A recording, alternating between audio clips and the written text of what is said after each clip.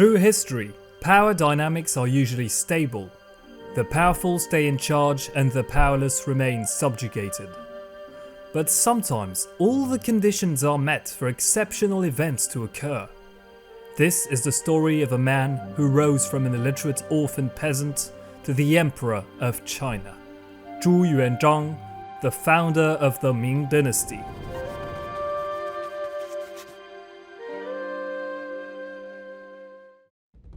14th century China. For decades, the heirs of Genghis Khan have ruled over the nation with an iron fist. Despite its early prosperity, the Mongol Yuan dynasty they installed has gradually declined due to political infighting and a series of natural disasters. As a consequence, poverty has soared and famine has risen. Starting in the mid-1330s, new harsh ethnic discrimination policies have been promulgated against the Han Chinese, adding to their suffering. The famished and destitute population is ready to take up arms and reclaim from their Mongol overlords a Han Chinese empire.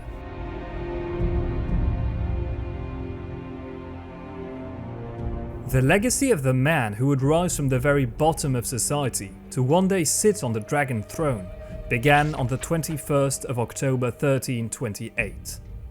As the nation was plunged in a devastating civil war of succession, the common people suffered. Along the Huai River, in the small village of Zhongli, a boy named Zhu Chongba was born to destitute peasants Zhu Shizhen and his wife, known as Mrs. Chen. He was their fourth son. In recent times, the Zhu family household had relocated repeatedly throughout the region to escape poverty and debt, and was now struggling to make a living in Zhongli. Thus, education was out of the question, and it seemed as if young Zhu Chongba was destined to live and die as an illiterate peasant. Growing up, he saw most of his siblings married off into other households, as his parents could not support them all. Indeed, the region was frequently struck by natural disasters such as devastating droughts, floods, and locust invasions, leading to food shortages and occasional famines. Relief efforts organized by the Yuan dynasty proved insufficient, triggering occasional uprisings by famished commoners or even at times local officials. Both were additionally outraged by the strong ethnic discrimination and immense inflation of the late Yuan dynasty. For now, they were subdued, but resentment and unrest remained in the background. In the Huai River Valley, one unusual agitator would eventually tip the scale. A former Buddhist monk named Pang Yingyu arrived in 1338, preaching the doctrine of the illegal White Lotus sect. This religious movement, inspired by Buddhism and Manichaeism, prophesied that in the face of these injustices and growing chaos, the reincarnation of the Buddha was to arrive at any hour to guide the righteous to harmony. In this, Pang Yingyu was not at his first attempt. He had already inspired an unsuccessful rebellion a few months prior, after which he escaped and found refuge in the Huai River Valley. For the next few years, he would keep preaching his prophecy of apocalypse and revolution to the local people. Events would give them a reason to revolt. Around May or June 1344, raging storms and torrential rain erupted, engorging the mighty Yellow River, which could no longer be contained. The unleashed Huanghe broke its dikes and flooded the whole region, causing widespread death and destruction. Additionally, severe drought occurred in regions no longer irrigated due to the shift in the course. As a final nail in the coffin, the crumbling Yuan dynasty could not even afford to repair the infrastructure, leaving the population to its demise. The family of 15-year-old Zhu Chongba would be shattered from this one-too-many disaster. In subsequent epidemic and famine, his father, mother, and eldest brother were all wiped out. With virtually nothing to their name, Zhu and the surviving brother could not even afford to bury their relatives properly.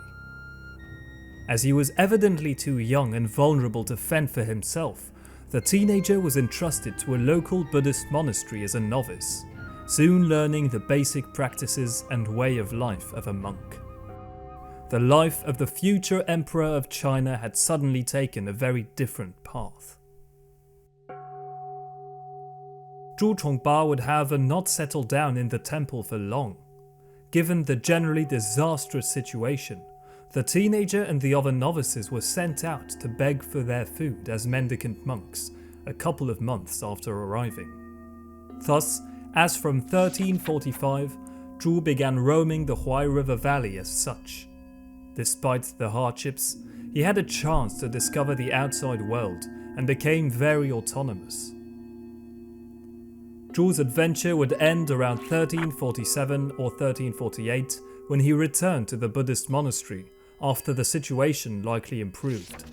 He was seemingly prepared to live the rest of his life in the study of wisdom, acquiring basic literacy and studying Buddhism.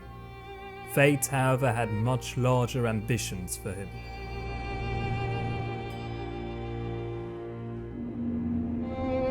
By 1351, the Yuan authorities, under the competent new Chancellor Dokdo, were finally ready to subdue the Yellow River, which still ran wild.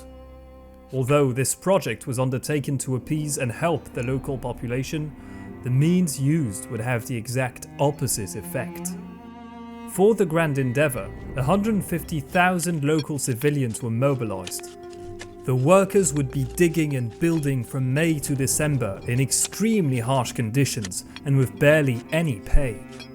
For an outraged and hungry population, agitated by fanatical sect leaders, this was the breaking point. Donning a red turban on his forehead, one Lotus sect disciple named Han Shantong organized a great uprising in Yingzhou. Massing hundreds, he had the firm intent of overthrowing the local government. The Yuan dynasty was fragile, but still far from on its knees. Reacting promptly, local authorities quickly identified, apprehended and executed Han Shantong, judging another ordinary riot had been put down.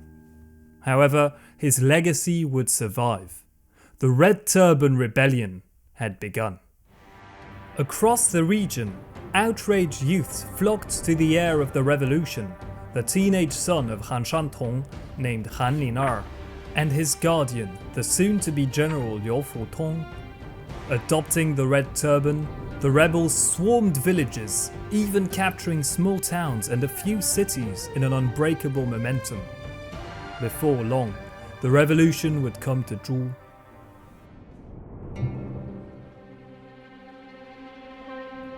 In 1352, a Red Turban commander named Guzheng marched his forces into the region, leading his men to capture Haozhou, the largest city in the rural area, on the 16th of February.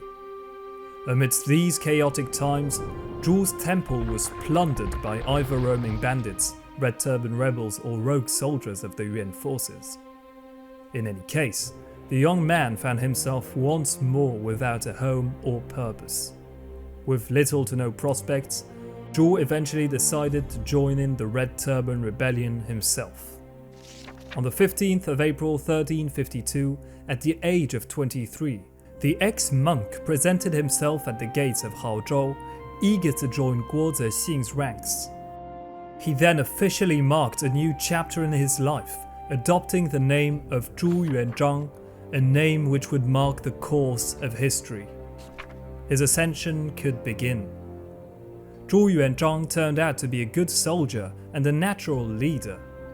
Since he also had notions in literacy, the young rebel was rapidly selected to become an officer in the growing Red Turban army. But evidently, Guzheng saw in him more than a simple subordinate. The commander would take him into his own family, marrying him to an adoptive daughter of his named Ma. Now, Zhu Yuanzhang was someone.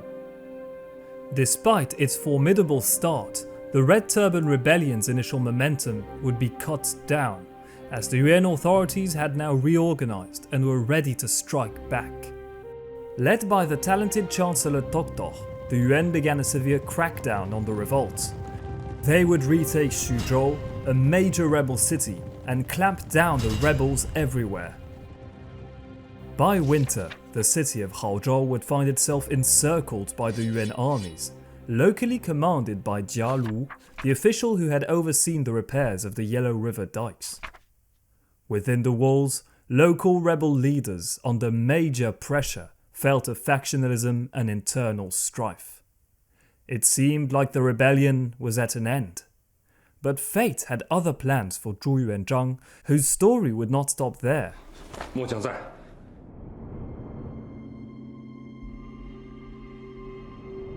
On the 17th of June 1353, as Haozhou was on the brink of surrender, Commander Jia Lu died, leading to a retreat of the Yuan forces.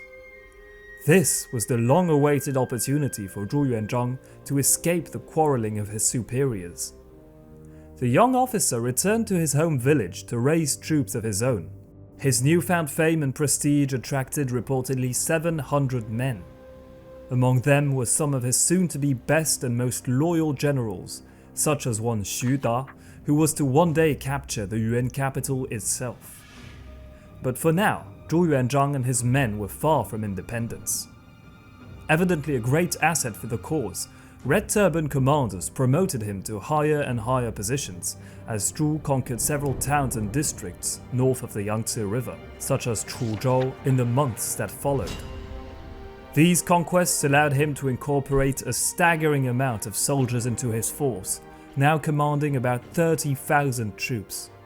However, military men were not the only ones to join him.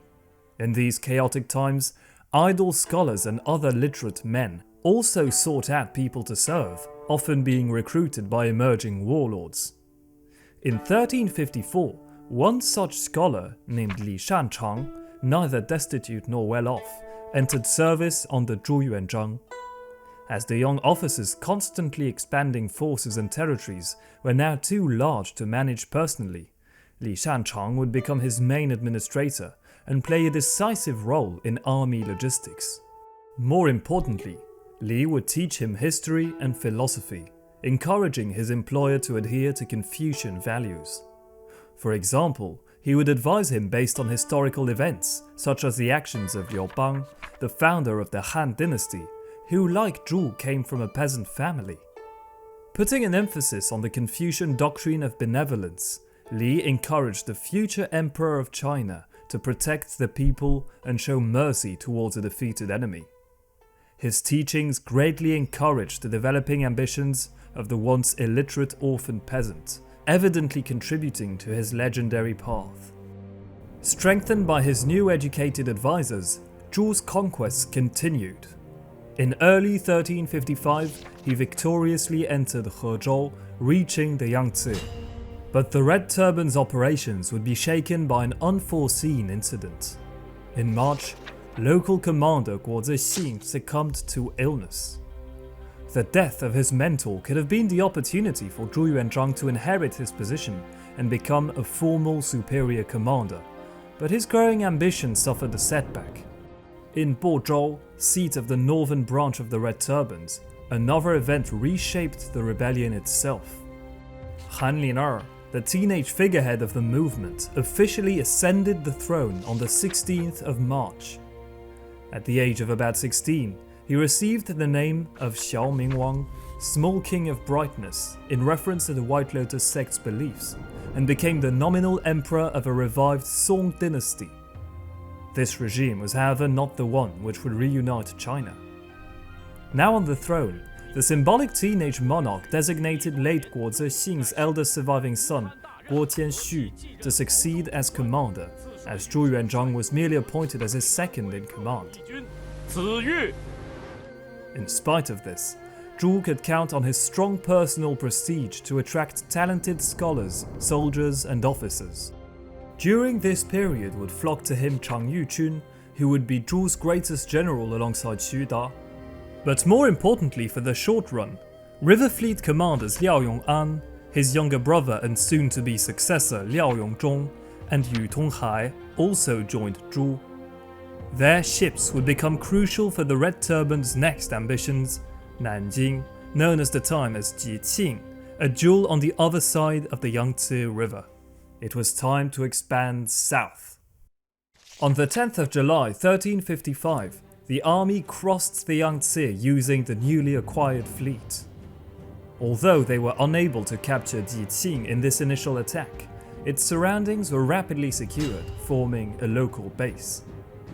Another unsuccessful attack in October would serve the interests of the ambitious Zhu Yuanzhang, as his last superior, late Guo Zexing's son, Guo Tianxu, perished in battle. Thus, he was now the official commander-in-chief of the whole force. Within the space of 3 years, the young man had risen from a begging Buddhist monk to a full-scale warlord. Adding to his delight, his wife Ma bore his first son, Zhu Biao, on the 10th of October, the future crown prince of the Ming Dynasty. Zhu's legacy was launched.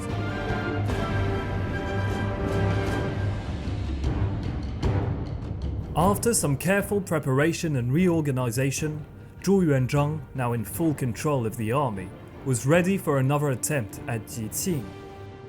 On the 10th of April 1356, the city finally opened its gates to the triumphant general, who promptly made it his personal capital and baptized it Yingtian, responding to heaven. The future Nanjing would one day host the imperial throne.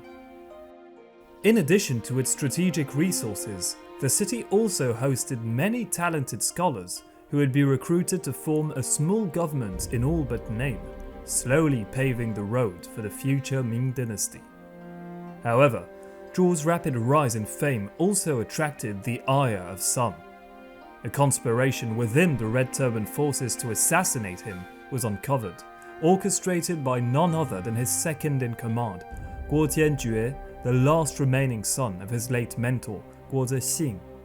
The subordinate likely felt wronged by this man who stood in what he believed to be his rightful position. In any case, the conspirators' prompt execution confirmed the supremacy of Zhu Yuanzhang on this front of the Song dynasty. However, the warlord would cunningly follow the advice of his scholars, who told him not to claim independence yet, but rather consolidate his forces. Famously, scholar Zhu Sheng would soon counsel him thusly: Gao zhu qiang, guang ji liang, huan chang wang. Build high walls, accumulate abundant provisions, and ascend the throne slowly. Thus, Zhu Yuanzhang remained loyal to the Red Turbans and the figurehead emperor Han Linar. In this, Zhu Yuanzhang was a minority. Most other rebel leaders, emboldened and boastful, were quick to officially establish their own kingdoms and dynasties. His very neighbors had done so.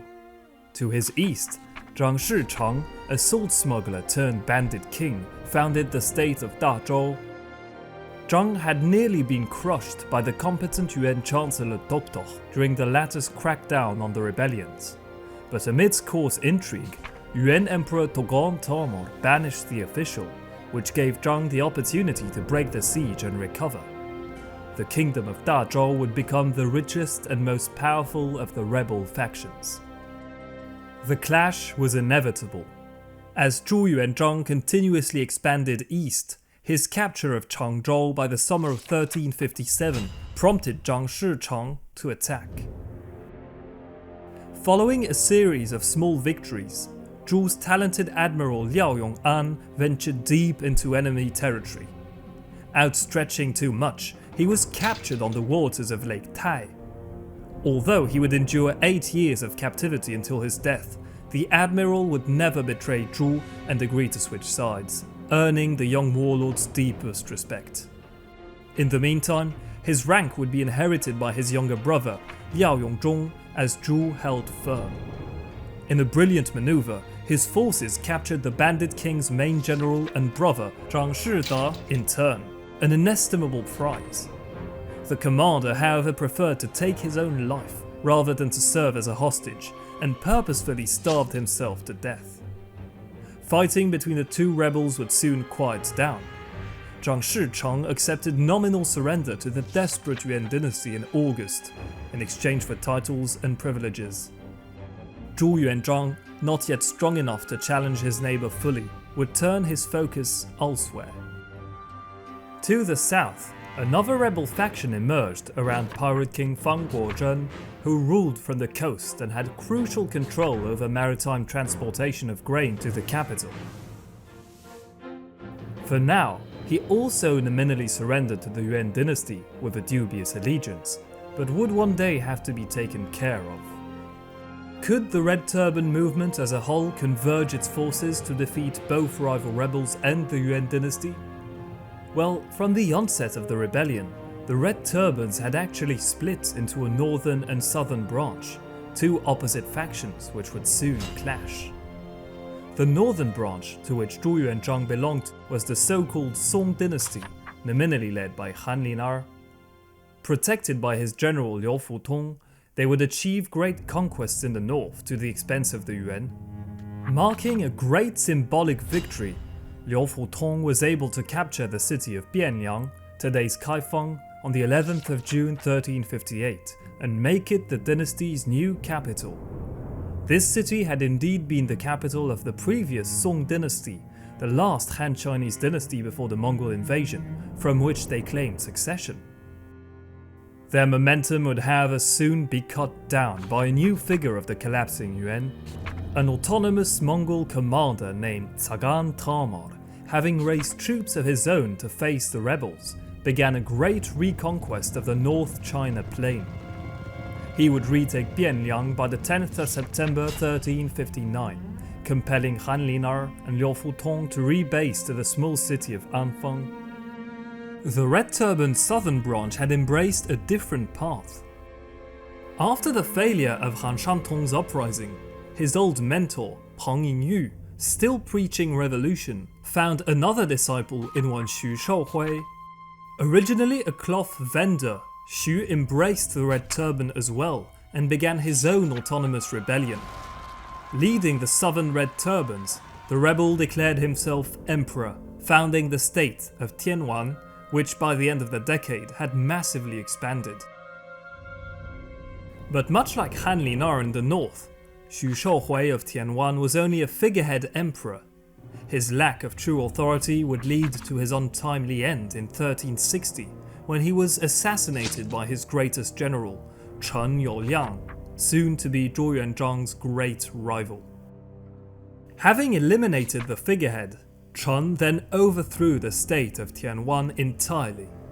The general founded in its place his own great Han dynasty, known as Chen Han, proclaiming himself emperor. All southern Red Turban commanders would submit, except for one breakaway general named Ming Dynasty, who would play an important role later on. Thus, by the late 1350s, a multitude of competing rebel factions quarrelled within the crumbling Yuan dynasty. So where could the future emperor of China expand his domains? The north was secured by friendly Song generals. The east was controlled by Zhang Shichang, who was for now in a clear position of superiority. The west, upstream the Yangtze, was held by Chen Youliang, also too powerful to be tackled for the moment. Thus, Zhu would march south to conquer regions still controlled by isolated Yuan forces. If he wanted to become a respected leader, Zhu could not behave as any other bandit king or ruthless warlord. Advised by his Confucian scholars, the future emperor of China imposed strict discipline on his generals. He vowed not to be yet another pillaging commander, but a defender of the people. No atrocities would be committed, no looting would take place. Enemies would be respected, and the people protected. In this aim, Zhu ordered the prompt execution of brutal commanders, however talented, found guilty of plundering and slaughtering.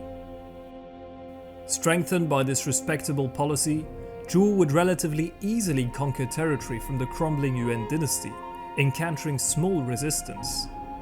A first wave of invasion in 1357 saw the conquests of Ningguo on the 12th of May, Huizhou in August, and Chizhou by the 13th of November.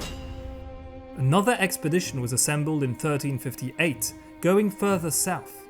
Jinhua would fall in January 1359, and the campaign ended by December with the capture of Quzhou.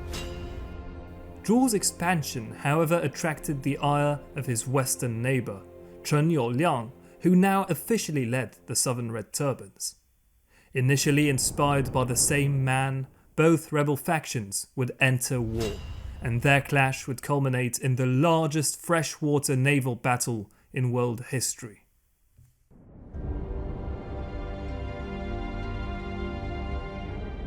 Chen Youliang, emperor of the Chen Han Dynasty, evidently saw Zhu Yuanzhang's rise as a threat to be eliminated. Having amassed a formidable river fleet, Chen sailed down the Yangtze in June 1360 to strike at his rival's heart, the city of Yingtian. On his way, he planned to take the riverside citadels.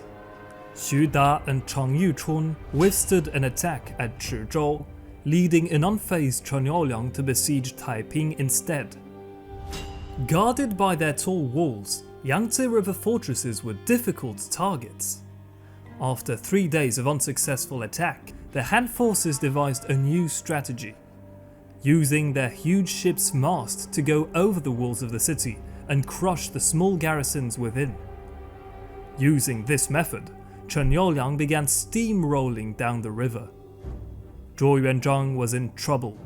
His naval force was 10 times smaller than his enemies, and more worryingly, Chen's fleet was now sailing directly to Yingtian. To protect his capital, Zhu and his advisors promptly drafted a cunning battle plan. Fortifications were hastily raised as double agents spread misinformation to guide Chen's forces into traps, and ambush parties were hidden in the surroundings of the anticipated landing grounds. By the 23rd of June, the Han ships were sighted on the horizon. As the forces inevitably clashed, Zhu's meticulous strategy gradually unfolded perfectly. By dusk, Chen Youliang's force was utterly defeated, losing 100 large ships, 20,000 dead, and 7,000 captured. Not only was Zhu's domain saved, but the future emperor of China had now gained mastery over the river. A protracted war ensued both on the Yangtze front and on land, in which Zhu's troops gained much ground. The Han Emperor reconquered territory as far as Anqing, although he was unable to retake inland areas from Zhu's generals. By now, Zhu Yuanzhang had grown weary of his cumbersome neighbour. Mounting a counterattack, the ambitious warlord assembled a new naval force for a grand expedition to beat Chen Youliang once and for all, pulling together most of his might. The tens of thousands strong army set sail from Yingtian on the 10th of September 1361. Bypassing the fortified river citadels, Zhu Yuanzhang sailed to meet his enemy head-on. Finally, both fleets clashed at Hukou on the 23rd of September. Chen Youliang was defeated and fled to Wuchang, pursued by Xu Da, who would blockade him there. Rather than a costly campaign of conquest, Zhu opted to wait the war out, as Han cities gradually offered to surrender to the threatening force. Amidst these conquests, Song Emperor Han Linar bestowed upon Zhu Yuanzhang the prestigious title of Duke of Wu. But the precious city of Nanchang was taking its time to defect. Soon, troubling news would reach the vanguard of the invading force.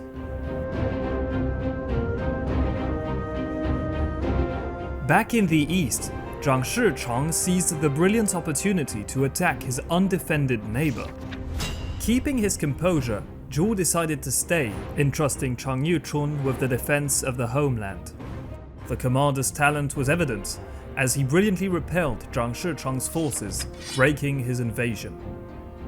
Adding to his superior's relief, Nanchang finally opened its gates by the 10th of February 1362, allowing Zhu Yuanzhang to triumphantly return to his capital the next month. The path to supremacy was filled with perilous obstacles. Another setback emerged when Zhu faced a new assassination plot against him. For unclear reasons, the Miao ethnic minority garrison in Jinhua and Chuzhou rebelled in March 1362, assassinating his steam general Hu Dahai in the process, and defecting to Zhang Shichang. This treason demanded an immediate response. Zhu Yuanzhang appointed his nephew Li Wenzhong, who had recently completed studies under esteemed scholars, emerging as Zhu's only educated relative, and Shao Rong, one of his earliest companions, to march south and crush the rebels. The region was successfully pacified, but true danger would come from within. Shao Rong, unsatisfied with Zhu's apparent lack of recognition, grew resentful against his commander. As his frustration deepened, he eventually plotted to assassinate him in early August upon the victorious return of the expedition to Yingtian. The plot was however uncovered barely in time. Shao Rong and the other conspirators were promptly executed, and once again, Zhu had cheated death. As the warlord prepared for a decisive campaign to finish off Chen Youliang, Zhang Shichang moved his focus to the north, invading the vulnerable Song territories. Undefeated in his momentum, the bandit king's forces eventually stormed Anfang on the 16th of February 1363, seat of Hanlinar, the nominal emperor of the so-called Song dynasty. In the chaos of the battle, the figurehead emperor was captured as his main general and protector Liu Futong died in battle. Since he had always claimed allegiance to the Song regime, and as many of his forces requested a response, Zhu Yuanzhang could not ignore the aggression. In March, a rescue expedition was launched to retake Anfang and free Hanlinar. Zhu's forces saw triumph once more, as the 24-year-old nominal emperor was liberated and relocated to nearby Chuzhou for safety, or perhaps to exert better control on him. In the meantime, Zhang Shicheng halted his expedition on former Song territory, returning to his capital and proclaiming himself King of Wu, probably to provoke Zhu, who held the title of Duke of Wu. But before the latter could tackle him directly, it was time to win the war with Chen Youliang once and for all.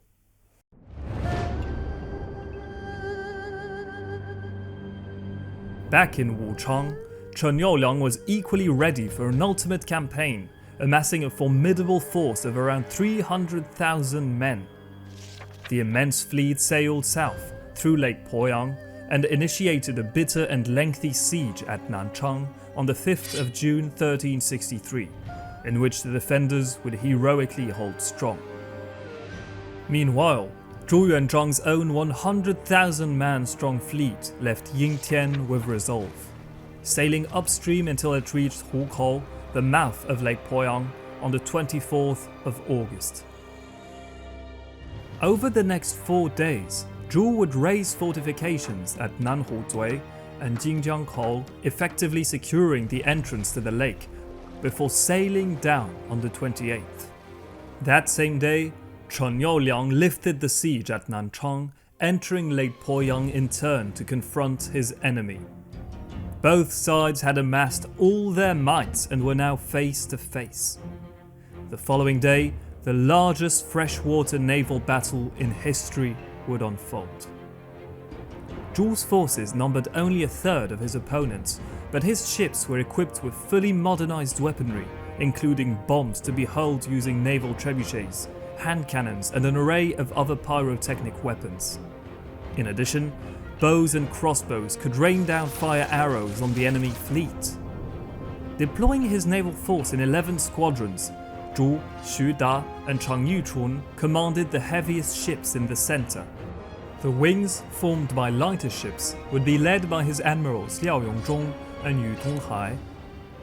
During the first day, Yu Tonghai's swift vessels were able to set many Han ships ablaze, but the powerful Han heavy crafts greatly damaged Zhu's main ships, forcing him to retract his fleet into a more defensible position.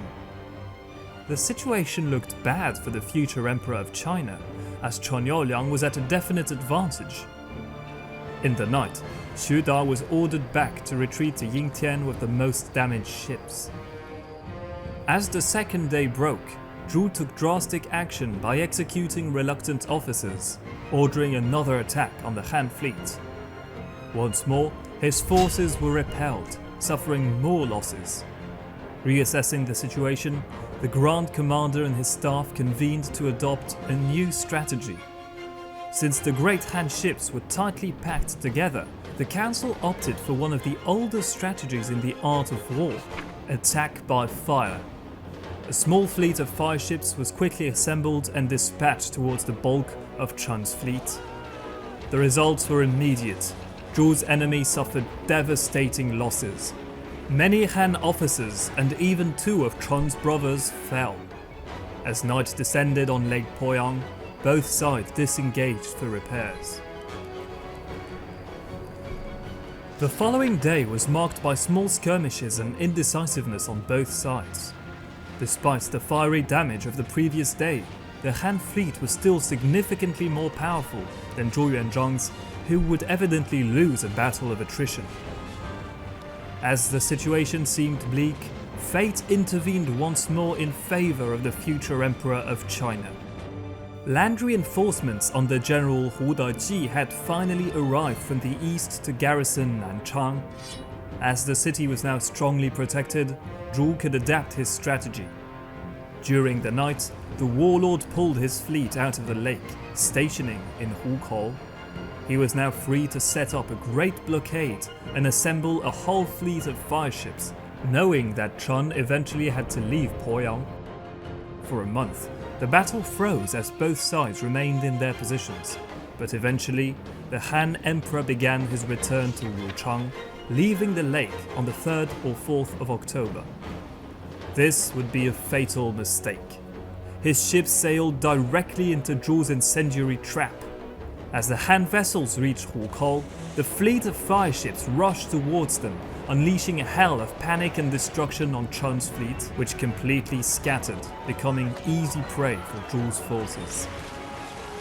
In the debacle, Chen Yaoliang himself was compelled to switch flagships via a small boat, during which he was struck in the head by a stray arrow. The Han Emperor was dead. Thus, his forces' morale collapsed. The following day, most surviving sailors and officers would surrender, only a few escaping back to Wuchang. The Battle of Lake Poyang was over.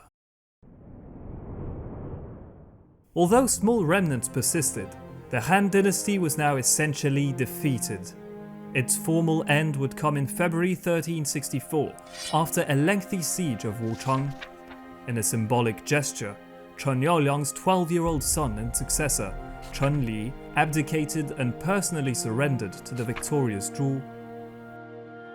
In typical Confucian benevolence, not only did the triumphant commander spare him, but he gave Chen Li the title of Marquis of Guide and invited him to stay in a lavish residence in Yingtian.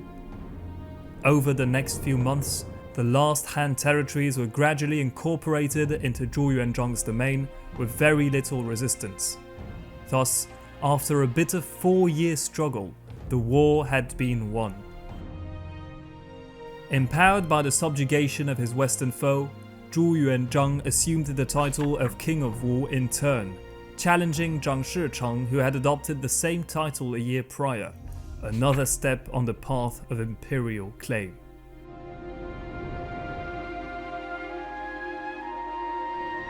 (1365). 13 years after joining the Red Turban Rebellion, Zhu Yuanzhang, now King of Wu, had slowly risen from a simple soldier to its champion. He now personally controlled a great chunk of southern China, spanning over 1,000 kilometers. With the absorption of the Han territories, Zhu's domain now directly contacted another faction of the last years of the Yuan dynasty. Beyond his western border stood the territory of Ming Dynasty. This one-eyed warlord, once a general of the southern Red Turbans, had refused to recognize Chen Yaoliang's usurpation of the movement and broke away seeking autonomy.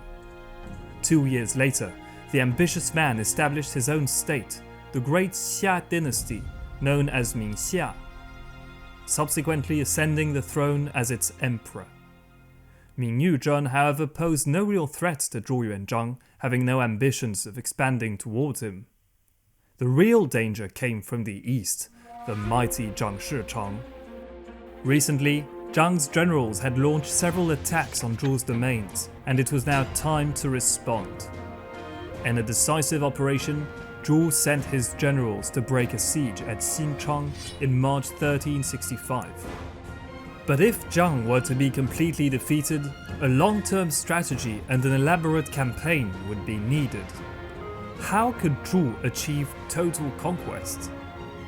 After lengthy deliberation with his advisors, the strategy of clipping the wings before striking at the heart was agreed upon, essentially severing and capturing the north and south branches of Zhang's territory before smiting his capital of Suzhou.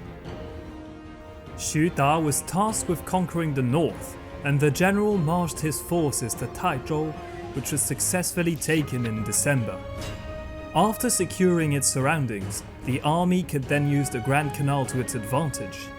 Sailing up the waterway, Xu Da and his force stormed Gaoyou, which was captured by the 24th of April of the following year. Zhu's war machine was unstoppable. By the time summer came, all of Zhang's territory north of the Yangtze had fallen. However, his demise came to a standstill, as with summer's onset, the campaign was paused. Indeed, feeding several 100,000 fighting men was no small task. To maintain his army without burdening the civilians, Zhu Yuanzhang embraced the traditional system of military farms called zhuntun. Widely employed in the history of China, the practice of mobilizing troops to produce their own food supplies was brought to an industrial scale by Zhu Yuanzhang. In fact, not only did his zhuntun farms prevent additional taxation and requisition on the people, but they eventually became an additional source of prosperity and surplus. These annual halts in military campaigns were periods of weakness for the warlord and his forces, but neither the Yuan dynasty nor Zhang Shichang saw in them the opportunity to counterattack. And so, as harvest came to an end, Zhu's armies were back on the march. His main force of 200,000 men under Xu Da and Chang Yuchun soon battered at the walls of Huzhou, as Li Wenzhong besieged Hangzhou, which both fell in early December 1366. Thus, Zhang Shichang's wings had been clipped, and it was now time to converge all forces to strike at the heart. By the end of the month, they had arrived at Suzhou. Fully prepared, and with its commanders making a last stand, the city would hold firm for months, despite heavy bombardment of Zhu's cannons. In the meantime, for unknown reasons, Zhu Yuanzhang summoned the nominal 27-year-old Emperor Han Linar, still in Chuzhou, to Yingtian in January 1367. However, in suspicious circumstances, the ship carrying him across the Yangtze sunk, claiming the life of the Red Turban Emperor in the process. Now, Zhu Yuanzhang answered to no one, not even in name. He was a single year away from ascending the throne. With this imperial ambition, scholar officials, including talented bureaucrats, masters of ceremonies, and architects, started working tirelessly as Yingtian would gradually be transformed from the seat of a warlord into a full-scale imperial capital. With the advice of astrologers, the Grand Imperial City and the Forbidden City were laid out to the east of the Old City and slowly erected by thousands of masons, carpenters, stone carvers, and engineers. Soon, elaborate palaces for the affairs of the state and the imperial household, along with altars to heaven and earth, and an imperial ancestral shrine worshipping Zhu Yuanzhang's forefathers were built. But the soon-to-be Emperor of China did not forget the immense power of intellectual prowess. A Hanlin Academy was also founded to host the elite of the literati, allowing the most talented scholars to advise the imperial court, produce literary works, and compile records. Military matters, however, shifted the focus of Zhu Yuanzhang. On the 1st of October 1367, Suzhou finally fell to Zhu's forces. Amidst the chaos of the breached city, Zhang Shichang was barely intercepted while attempting to hang himself, and taken captive to Yingtian. While Zhu expected him to formally surrender and recognize his superiority, Zhang Shichang staunchly refused the offer, holding strong until the end. Eventually, he died in captivity, either succeeding in killing himself or being assassinated. Following Zhang Shichang's defeat, his territory was incorporated into Zhu's realm. Despite having acquired immense territory, the soon-to-be emperor had no intention of stopping until all the Yuan Empire was his.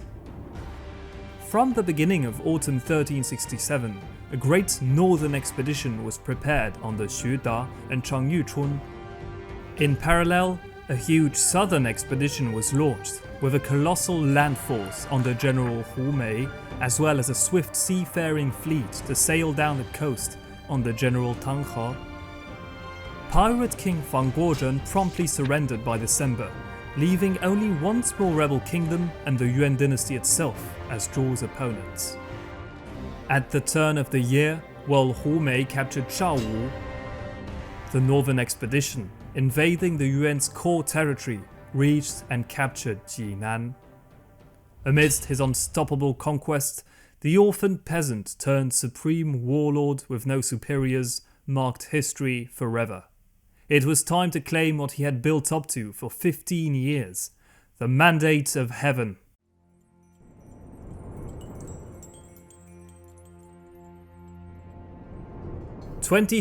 January 1368, Yingtian. Great crowds had gathered for a historical moment. Zhu, assisted by his loyal scholar Li Shanchang as Grand Master of Ceremonies, began the event with the offering of sacrifices at the suburban altars of heaven and earth on Zhongshan Mountain, also known as Purple Mountain, announcing before the spirits the proclamation of the new era, Hongwu. 昭告天地皇之，立国大明，建元洪武。